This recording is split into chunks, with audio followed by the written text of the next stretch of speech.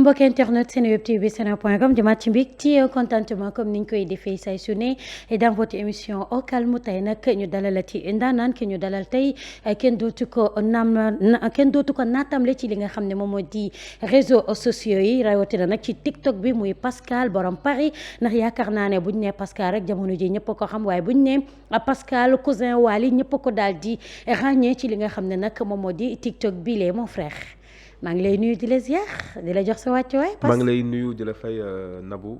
di am contentement ci invitation bi. vraiment. mbokk internet Seneweb TV seneweb.com ñoom it ñu ngi lay nuyu di la ziar. macha allah en tout cas content na trop et j'en profite aussi balaa may nuyoo di féliciter le directeur général. oui Abdou Salam Fall. Abdou Salam vraiment plateau bi vraiment. locaux yi rafet na. voilà franchement rien à dire. rien à dire macha allah merci beaucoup alors Aïcha dañuy daal di dem droit au but dugg ci waxtaan bi en tant que tiktoker en tant que nit koo xam ne buñ ko ràññee ci biir réseaux sociaux yi rawatina tiktok bi ak live yi lañ ko xamee jamono ji nag réseau yi tàng na trop rawatina ñu commencé ko ci li nga xam ne moo di coowal borom ñaari tur yi góor jigéen ñi boobu ba léegi ñu ngi ciy sex di ci yàbbi parti bu nekk am na ci presse bi am nañ ci wàll animateurs yi pareil journaliste yi pareil Pascal coowal borom ñaari tur yi bi nga ko déggee ndax Seneweb moo njëkk a def li nga xam ne moo di révélation yi moom moo génnee li nga xam ne moo di info yi nan nga ko dundee woon.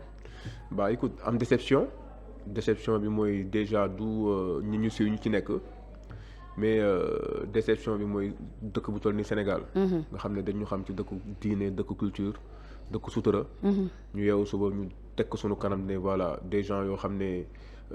Ils ont bercé notre jeunesse. ñoo xam ne on les adulait à travers le petit écran. ñu yeewu suba rek ñu ne ñu diw borom ñaari turi la diw mi ngi am loo xam ne doomu jàngoro bi la di ko wasaare ci réew mi dafa métti kaw franchement déception laa ci am man moom franchement. amoon nga ci ku la ci jege woon ci ñu jàpp ñëpp.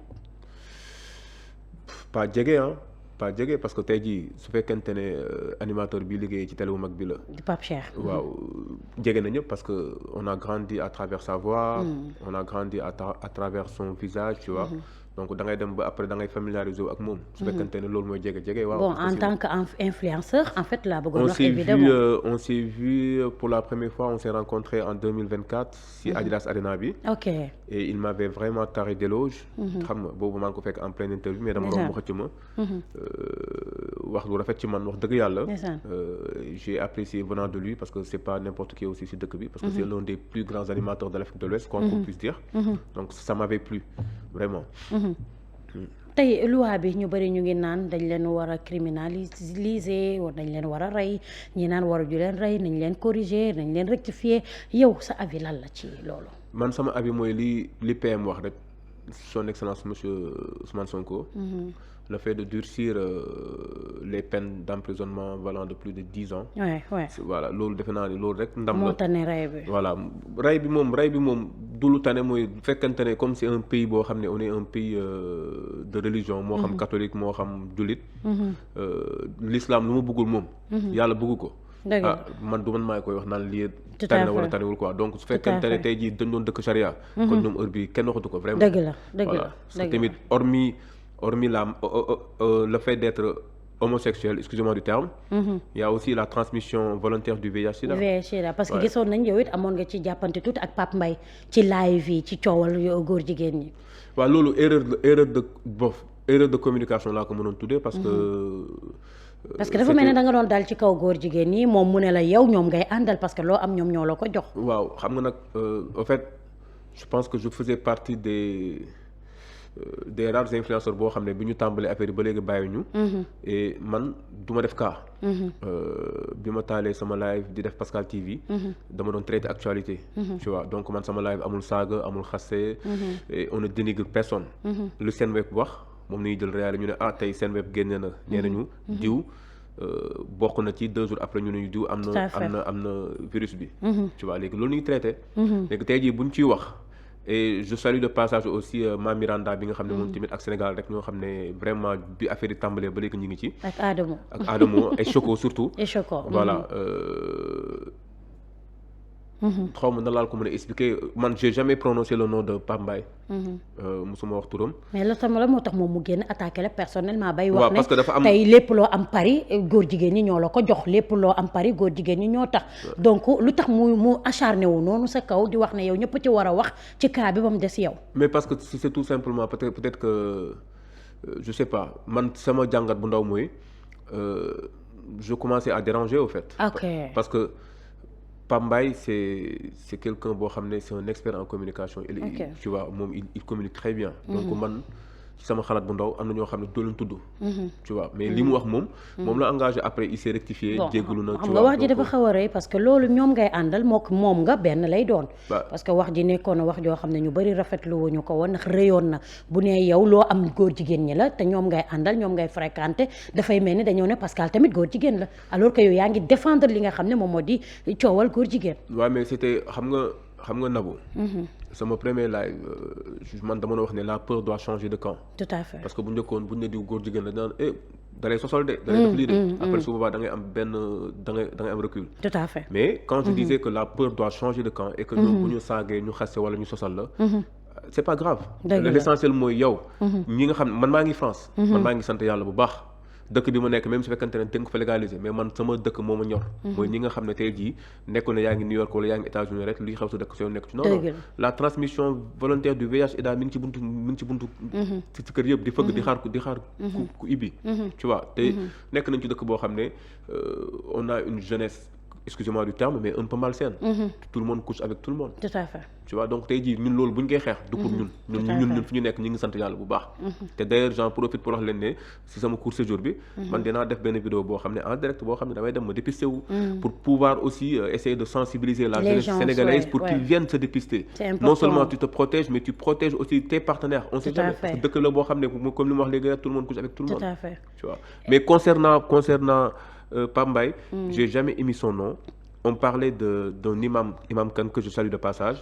boo xam ne dañ ne yàlla nee na borom ñaari tur yi. waruñu wax loo xam ne daf lay neex ba ngay retaan bay muñ. tu vois loolu affaire bi après nag ñu transféré ko samay vocal yoo xam ne moom moo ko tegoon. loolu la kii bi mais j'ai jamais mais j'ai jamais prononcé son nom. ci xeex bi nga xam ne yaa ngi koy xeex wàllum góor jigéen tamit gisoo ne ñenn ñi nga xam ne jotoon nga leen xam wala xaritoog ñoom ñu mere la ci de benn côté parce que Amzozo nee nañ sa nit la ak ñeneen ñoo xam ne peut-être xamuñu seen tur pour ñu mere la ci li nga xam ne moom nga nekk di def xeex bi. man awma xaritu góor jigéen Nabou. lu tax ñu naan pas Amzozo sa nit la. Amzozo nangam la. awma xaritu góor jigéen je fréquente pas les homosexuels. d'accord je suis dans le showbiz et qui dit showbiz. di wax environnement boo xam ne. tout le monde vient. tout à fait tu vois man yàlla def na ma je suis une personne sans pour autant me flatter je suis une personne très correcte. mënuma ñàkk kees doomu aadama. tout à fait tey jii nit ñi xam nañ la à travers les images. à travers mon compagnonnage avec mon cousin Wally Balago Seck que je salue de passage. da ngay dem ba boo nekkee ci liggéey boo xam ne dafa seen. nit ñi dañuy bëgg. dëgg la donc tey jii bu événement amee ma nekk di live wala may filmer. mais nit ñi dañuy ñëw. les gens viennent de partout. tey jii Wally mi ngi waajal tey jii événement bu rëy Paris. mais les gens vont venir à travers le monde. tout à fait su boobaa. certes tu peux faire la distinction entre diw mooy diw mais boo commencé de filmer bu ñëwee taxaw lan nga mën. mais ça veut pas dire que tu les fréquentes. tout à fait. je fréquente aucun homosexuel awma xaritu góor jigéen. donc yaakaar naa ne loolu leer na fréquenté wul homosexuel amul xaritu góor jigéen donc polémique bi bari woon na ci réseaux sociaux yi moom Ndeye Mbili gi ñëw na daal di ko leeral ci noonu gis nañu collaboration bi nga xam ne yaa ngi koy am ak pas mal d'artistes ku ci mel ni sa cousin wax nga ko léegi Wally Balago Seck lépp lu muy def Paris Pascal lañ ciy jiital mooy jiitee li nga xam ne moom moo di organisation Youssou Ndour idem Viviane idem avec pas mal d'artistes collaboration boobu nan la demee. di santaat Wally Balago Seck. le chanteur du peuple. tey jii amaana bu liggéey bi ñaawoon peut-être ñeneen duñ ma gis ba may solliciter. et tamit di remercier vraiment l'équipe du Super Étoile. di si jiital sama papa Youssou Ndour. ça a été vraiment un honneur que j'ai eu l'invitation pour couvrir la soirée de Liège. nga xam ne c'était une réussite totale. tu vois ñeneen aussi j'ai pas mal collaboré avec tous les artistes sénégalais képp ku ñëw ci kaw képp ku ñëw France rek dig ma oo tu vois ba ci récemment Mia Guissé dafa war a jouer inchallah le 15 mai à Bobigny je salue de passage les deux promotrices Dugutuni bi nga xam ne mooy Karité je sais même plus leur truc là Karité TV je pense tu vois maa leen di nuyu de passage rappeurs yi aussi maanaam daal képp ku ñëw France daal bëgg un plus sur sa communication di ma contacter je le fais sans prétention aucune parce que lépp Wally Ballago Seck la d'accord lépp Wally Ballago Seck la sa collaboration moom seen diggante nan la demee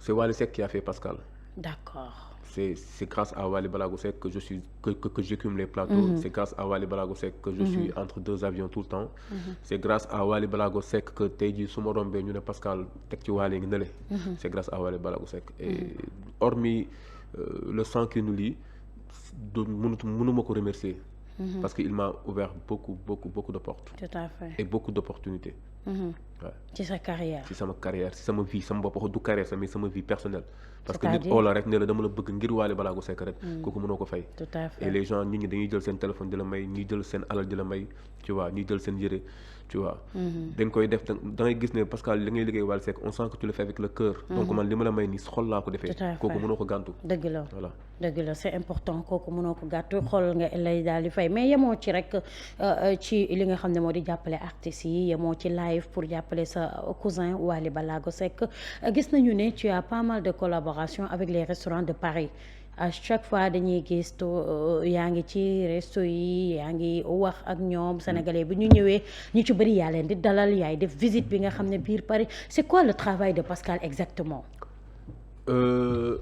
je suis pas le seul influenceur en France ni le seul créateur de contenu mais peut-être li ngay liggéey ci Wally rek li ngay liggéey mu wër àdduna bu setee Nabou dafay def le tour du monde et puis man je suis man verso la man je ressens les gens nit ñi tamit am na ñoo xam ne peut-être c'est tout à fait pareil tey jii j'en profite pour remercier pour faire un petit coucou à le PDG Omar ci Ndakaaru Cheikh Omar bi nga xam ne jamono ji mi ngi waaj a ibbi restaurant boo xam ne borom Vendôme kër gi mon grand frère kër gi kooku Cheikh Vendôme la kooku dinaa ñëw ci moom tu vois mais kii mi ngi tudd PDG Cheikh Omar waaw di nit koo xam ne une personne extraordinaire nag kooku moom dama lay boole ak moom d'accord incha allah kooku gaz la gaaw na xol bi rafet na te mën na joxe mooy Cheikh Omar di waaj a ibbi lu rëy mi ngi ko tuddee kër gi incha allah donc foofu Paris incha allah Paris waaw voilà sinon je travaille avec les restaurants Le Falilou 32 rue d'Hauteville avec la grande sœur Adji Ñing que je fais un petit coucou de passage ak toute l'équipe ñoom Mami ak bon toute l'équipe balaa may juum ku lim da ngay juum je travaille aussi avec le restaurant Le Thiapathioli 26 rue d'Hauteville Laye Thiapathioli et j'embrasse sa femme gi nga xam ne mooy Awa Thiapa sénégalais bëgg nañ ko trop mooy xam nga la boss aussi Thiapa ñu ngi koy nuyu de passage Awa Thiapa tamit di liggéey tamit ak restaurant bi ñuy wax Xelkom chez Awa Yafa boobu di nga dégg kii di ko way Wally Seck di ko way Xelkom tu vois moom tamit mu nekk sama sista boo xam ne amul sagu ci man ndeysaan voilà nit ku baax voilà damay bañ a jum nag parce que voilà mooy loolu mais daal xam naa ne c'est ça restaurant Thiapathioli voilà d'accord de base lan moo nekkoon liggéeyu Pascal avant muy dugg ci wàllum influenceur alors bi ma nekkee France liggéey naa comme préparateur de commande pendant 2 ans après ma liggéey lu ñuy wax vinyle mooy suñu papa yi am na série yi ñu daan déglu bu njëkk ba vinyle de Paris tu vois liggéey naa fa pendant 3 ans après dernier anniversaire u Papa Thione bi nga xam ne Mama Diaga fekkee na ko dama ñëw Dakar ma wax ko Ndiaga Euro boobu Ndiaga mooy manager ma ne ko man dama bëgg jàppale sama cousin gis naa ne je peux avoir une plus-value sur sa carrière internationale mënuma man amul problème mais dama au moins moo ko ak sa yaay bi ma demee si Mama Diaga yàlla ko yaay yërëm mënuma mën nga ko kii mën nga ànd ak Wally mais bul bàyyi sa liggéey mais comme ànd ak Wally dafa métti dëgg la de Wally mënoo ko booleeg lenn mais man loolu c'est une décision boo xam ne je ne regrette pas parce que aussi mon cousin me le rend bien macha allah et depuis je pense depuis 5 ans liggéeyuma kenn waaw parce que bëgg naa tey jii Nabou man dama gëm Wally ndeysaan dëgg la du hormis l'amour que je voue pour lui man dama ko gëm parce que c'est un bosseur c'est quelqu'un boo xam ne sa musique a traversé toutes les frontières tu vois donc xam naa ne li des bëriwul pour international bi ñuy wax. mu wër àdduna mu ngi ci sax nag waaw ndax mi ngi ci. audit bi wane na ko. mais loolu dara audit bi du dara. audit bi du dara. mi ngi leen di préparer loo xam ne lu bu gën a génnee rëy mu ngi noonu Aïcha mu ngi leen di préparer la leneen lu gën a rëy wante bu weesoo loolu gis nañ la tamit dugg nga ci suñu domaine bi bien vrai que influenceur dafa bokk ci média mais Pipa da nga ñëw nag dugg ci carrément média indi Pascal TV pourquoi Pascal TV. Nabou Wally bëggul yaafus. dëgg la dama ñëw fekk ñëpp téye téléphone. bi ma ñëwee je voyais loin déjà. tu vois téye téléphone wane sa artiste c'est bien beau mais Wally dafa bëgg jeune bu am jom. jeune boo xam ne visionnaire la. di teg chaque fois un pas de plus. tu vois ma ne Wally bu ñëwee Paris nga snap ko bu ñëwee dak boo amee événement Dakar nga ñëw mais pourquoi pas créer loo xam ne dina gën a dundal dina gën a may visibilité non seulement pas Wally mais la culture sénégalaise. noonu la Pascal TV bu juddoo. donc Pascal TV c'est une branche sur Pascal Plus Events. boo xam ne c'est une structure boo xam ne c'est en communication marketing digital. c'est le Pascal TV bu juddoo. tu vois ba ci management bi. waaw. d'accord ba ci management bi d'accord actuellement lan mooy projet wu Pascal TV. bah écoute ñu ngi du ma ci sori ñu ngi ci liggéey daal en douce. avec la supervision de Wally Balago Seck. d'accord xam naa ne yàggatul dara incha allah léegi am na plateau bi pare na. et il reste juste quelques détails boo xam ne daal bu paree daal di ngeen gis incha allah. Pascal TV. nga daal di lancer wu carrément ci média. d'accord est-ce que pare nga pour dékku li nga xam ne moo di les inconvénients yi nga xam ne média da koy daal di am. xam nga média dafa complexe bokkul ak nga yor sa téléphone taal sa TikTok wax lu la saf daal di ñëw média y a des tenants et des aboutissements média am na lu ñuy bañ ak lu ñuy nangu donc est-ce que pare nga pour détail yooyu noonu yëpp.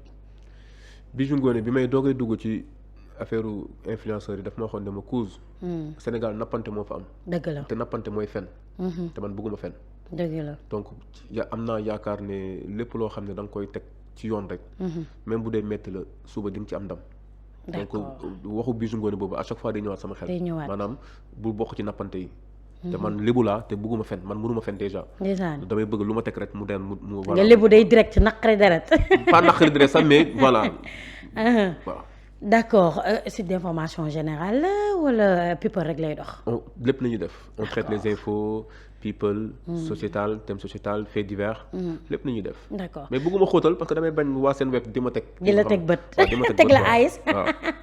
ayca muy noonu waaye tamit dañuy tëjee ci actualité bi nga xam ne moo saf ci réseaux sociaux yi ñëpp di ci sex di ci yàbbi mais boobu léegi su ma nga wax ci coowal càcc 1 million yi coowal kañotu Ndeya Beauté 42 millions Adamo nee na waruñu ko def ba xaas na sax ñi nga xam ne ñoo ko doon def ki nga xam ne moo di Kaliphone Sall moom moo accompagné ñi nga xam ne ñoo ko doon def ba càcc 1 million bi daal di ci am naak amut ban avis nga ci am na boobu ba léegi dégguma la. bon def naa ci live mais bon vite fait live peut-être 30 minutes. parce que dafa tombé woon anniversaire Wally. nous avons Nabou man amatuma yaakaar ci jeunesse sénégalaise. ndax lan. waaye parce que tey jii mos naa ci def live ci weeru koor bi. tey jii série yi nga xam ne mooy daw ci télévisé yi. sunu jeunesse bi di leen roy. ñuy wane des luxes insolents. ñuy dawal ay oto yu rafet. tu vois da ngay gis tey jii benn Nabou benn saison moom lay tourné. te Nabou si koñ bi la nekkoon amul dara. dëgg la 6 mois lay tourné deuxième saison bi mu dem Dubaï. defar BBLam bu ñëwee dawal oto 80 millions. après Amina bi ko gis nii dafay bëgg a mel ni Nabou. tout à fait mais y a anguille sous roche. ils sont en train de pervertir notre jeunesse. ça c'est des mensonges gawuma loolu. tu vois donc tey jii. mais il y a tellement de choses à faire à Dakar. léegi da ngay may nit 1000 francs. mu ñaanal la bay jooy. tout à fait tu vois donc tey jii je pense que une personne je sais pas je connais pas les tenants et les aboutissants. donc moo tax bëgguma ci woon sori. mais pour man. tenants et aboutissants yi leer na nitu média nitu TikTok la bu am problème yore woon natt mu daal di lekk natt bi am problème mu 42 millions nit ñi am ñeewantal mbokk showbiz am ñeewantal Kaliphone boo di nekk tamit TikToker comme moom am ñeewantal ñu laasal ko kana doon ko bañal kaso foofu malheureusement bu nañ ko defeere lii la. bon. parce que li Adamo wax ñu bari am nañu à partager ak moom ne cagnotte bi du yoon ku lekk xaalisu jàmbur dafa war a débrouiller fay soit mu jaay ay biyam fay ndax cagnotte am nañu feebar tëdd ci hôpital bi ñuy def ñenn ñi ne ñeewantal moo tax ñu jàppale ko rek te yàlla tax donc loolu la quoi. xam nga lu tax ma mere cagnotte boobu. waaw je suis pas contre. waaw mais il y a la transmission volontaire du VIH/SIDA. loolu dafa nëbb ne Sénégal sida bi mi ngi fëgg buntu kër yëpp. waaw loolu rek moo ma soof ci coow li. parce que au moment où les Sénégalais sont tenus en otage pendant plus de 5 heures de temps pour faire des cagnottes. à ce même moment. ñi ngi jàpp góor jigéen ñi en douce mais loolu waxatuñ ci. te loolu waxatuñ ci ñu ngi transmettre sida bi te waxatuñ ci ndax ñu ngi concentré wu ci coowal 1 million yi Mbathio jël na ko jëlu ko détail yooyu noonu. Mbathio xam nga nag l'aveu est la meilleure. xam ni ko tubaab bi di waxee. xam naa moom maa bu fi nekkoon dina ma gàgganti. L'aveu est la meilleure des xaw ma lan des bon le fait de dire. volontairement je pense que c'est la meilleure des aveux. tu vois donc moom nee na du finalement nangu na ko. ci d'après ci live bu waaw mais na fay rek après mu jeex.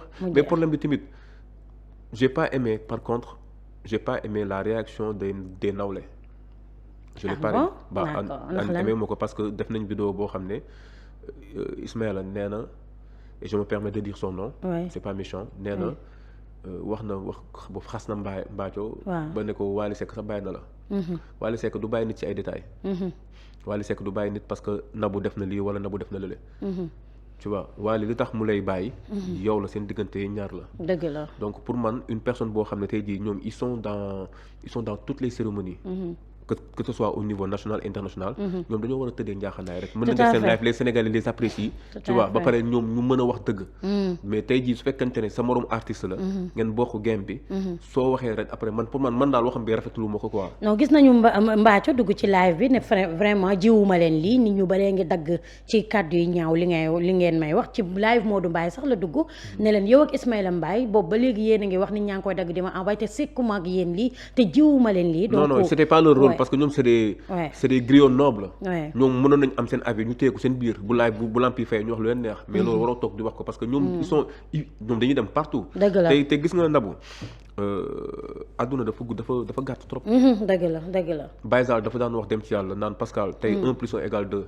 mais suba 1 plus 1 dafay nekk 3. dëgg la. adduna dafa bizarre. dëgg la tey jii mën nga xas doomu aadama bi. adduna bi ñëpp ñaawlu ko ànd ak yow. suba ngeen àndaat on sait jamais. c'est vrai donc surtout boo nekkee yow.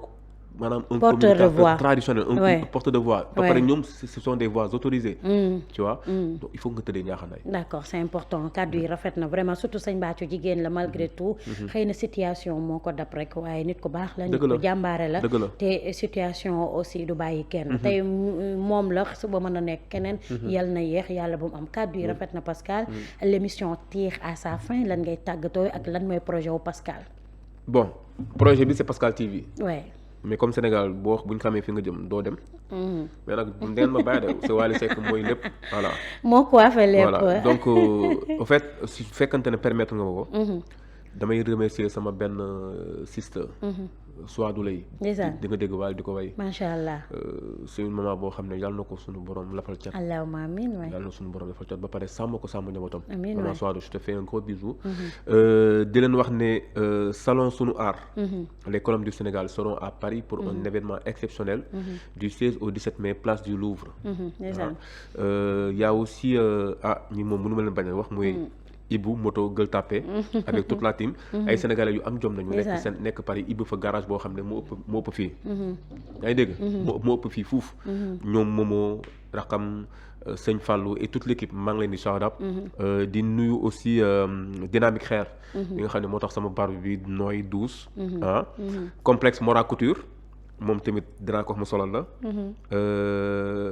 kii encore Awa Balde sponsor yi lay remercier waaw sponsor yi lay dinaa après mën naa jaar sa commercial y a pas de problème waa commercial ak lay xaar Nabou di remercier une sister à moi muy Awa Balde ndeysaan wax naa ko sama live maa ngi Sénégal dama koy dëggal ndeysaan tey laa la gën a bëgg Awa Balde tey laa la gën a jàpp Baldouche sama magu bopp nit ku baax Baldouche ngi noonu nit ku baax waaw nit ku baax nit ku disponible daje nañu ci Aïda Diallo bi 17 avril bi elle ne voulait même pas communiquer ci média mais dès que mu gis ma rek sister xaw ma nu ma lay def donc ñun aussi ñu ngi lay def un petit coucou nit ku baax macha allah dinaa la jox aussi benn numéro benn xale étudiante bu am jom ndeysaan bu nekk Paris elle écume toutes les foires. mi ngi tudd Pell Wax la tudd. moom dinaa wax moom daf lay solal. incha allah moom sama kii la. dafa am tamit benn xale bu nekk Kër Massar dans la banlieue. na bu defal ma portrait bu doy waar. macha allah muy moo Afrique. moo Africa. c'est un génie. kooku noonu c'est un génie. macha allah mu ngi noonu ayca l'émission tire à sa fin remercier sama papa ji nga xam ne nag anniversaire am barki démb la woon man ak moom ñetti fan la ñu rawante man la 24 avril moom la 27 di Wally Balago Seck di bàyyi joo xam ne ñëpp la bëgg ñëpp la jàpp man personnellement lu ne la may defal donc di ko wax joyeux anniversaire Pascal ñu souhaité ko happy birthday to you yàlla yokku xéwalam yokku gudd fanam yokku mën-mënam ndax nee naa la bu guddee fan rek am santé rek day neex ndax ñu bari dinañ ci jëriñu ñu bari dinañ ci jafandu donc yàlla yokku projet yi ba ci kaw a kaw à ses 100 ans vraiment. macha allah moom na dund rek man wax naa ko. waaw nee naa ko tu as intérêt à vivre longtemps. bu doyalee nga jël suñuy fan parce que moom dundam moo ëpp njëriñ. avril rek la mën a judd xam nga ñun ñu judd avril dañuy rafet xol donc ñu mu ngi noonu. avril rek la mën a judd mu ngi noonu merci beaucoup allez à la prochaine bye.